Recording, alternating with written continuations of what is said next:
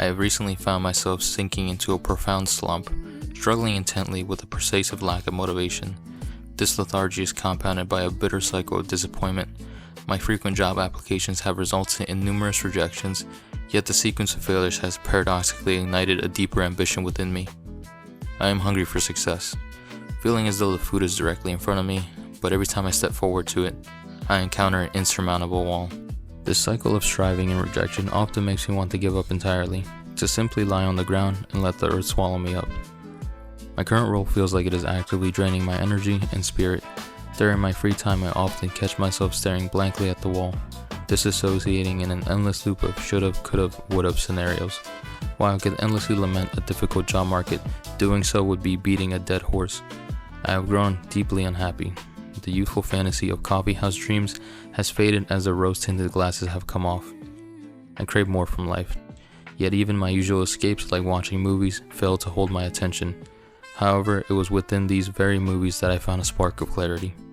During the composition of this essay, I have contemplated what it would be like to simply delete everything and start over, so go back to season 1 after failing in season 5.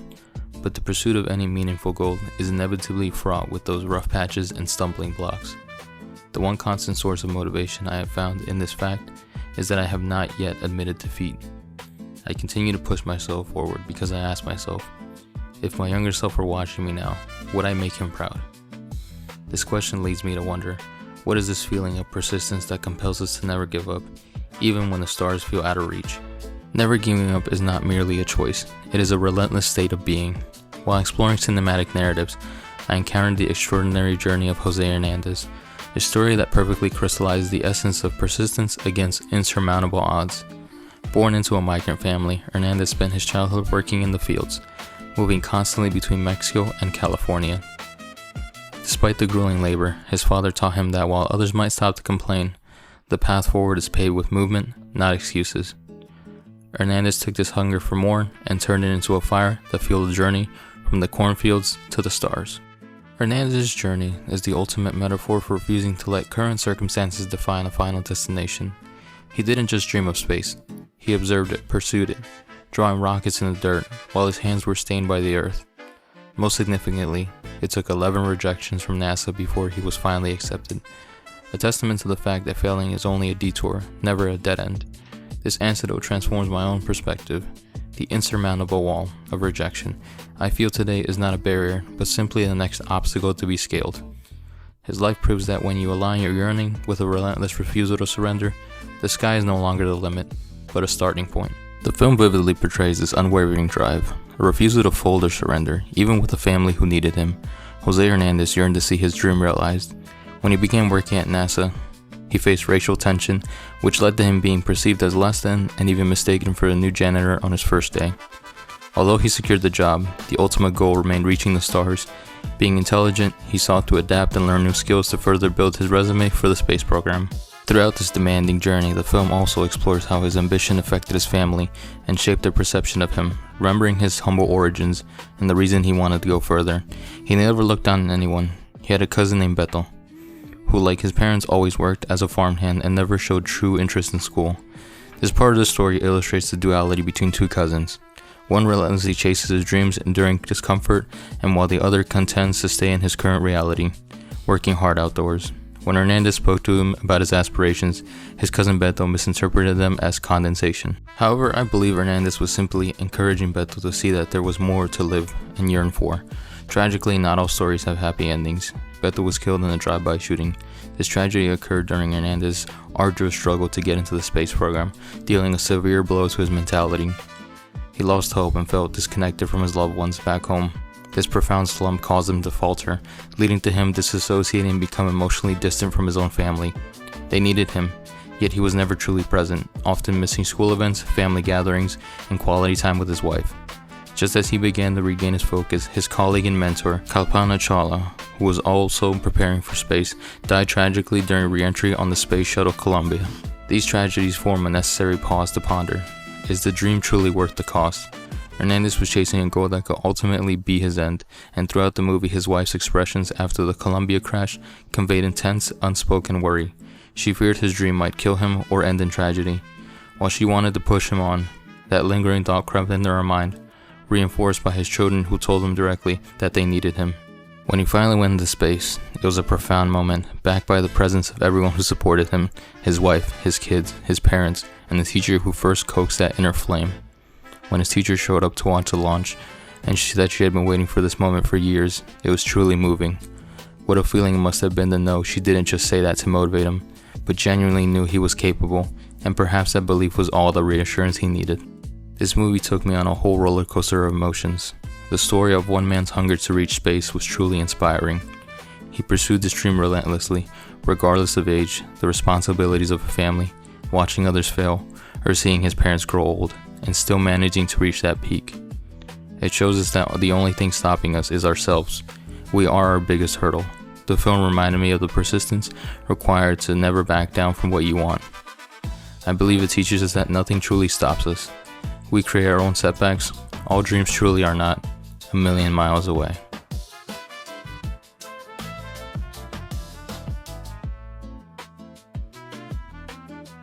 Today, I've applied 12 times, and yes, sir, I've been on the verge of giving up after each and every rejection, but you know what, sir? Here I am.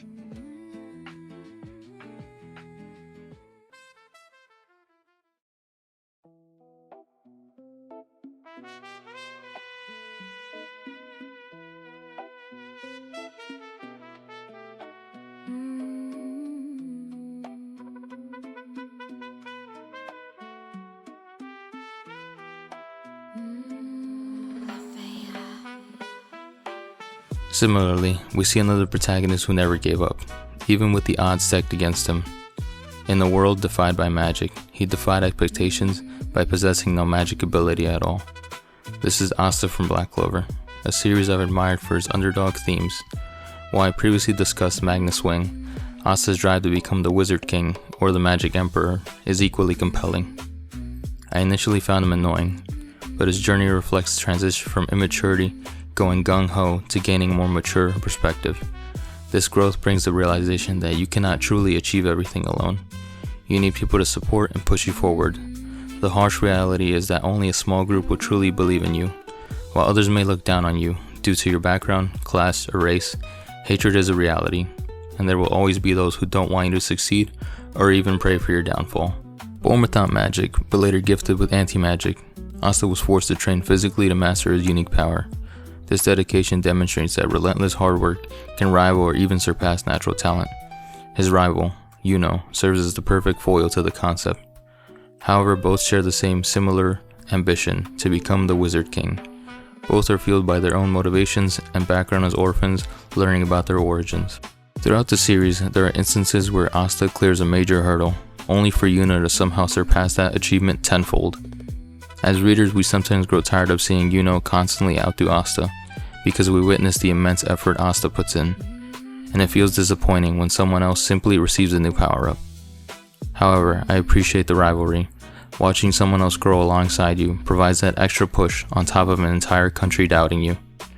Asta has faced opponents who have caught him off guard or overpowered him, even with anti-magic, but he always finds a way to adapt. We eventually learn that this anti-magic was born from the hatred of the demon residing within his grimoire's Demon Slayer sword.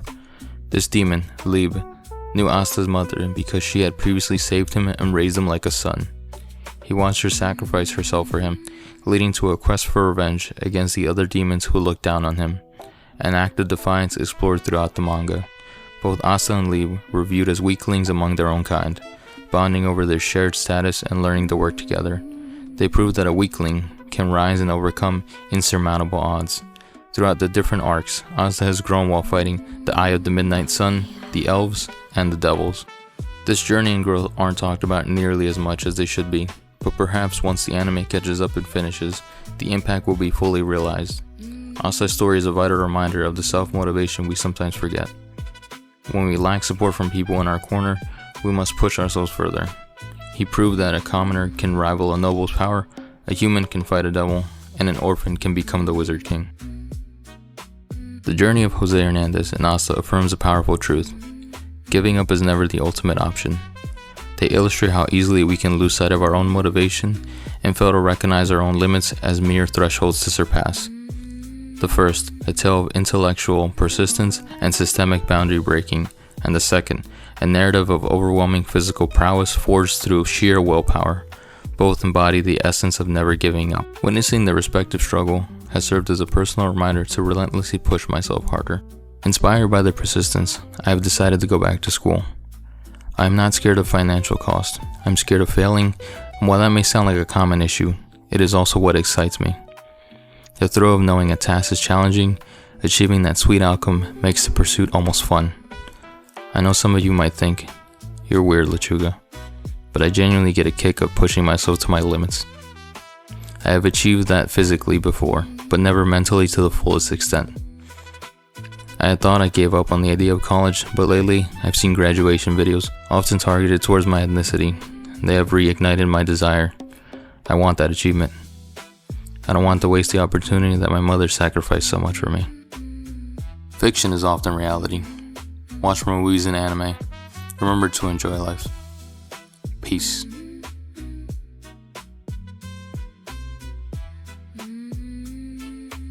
Failure? Do you think I care if I fit in with you people? Now you better listen up, because I wasn't done talking! I'm gonna get results like no one has before! I'll do whatever it takes to become the Wizard King and prove you wrong!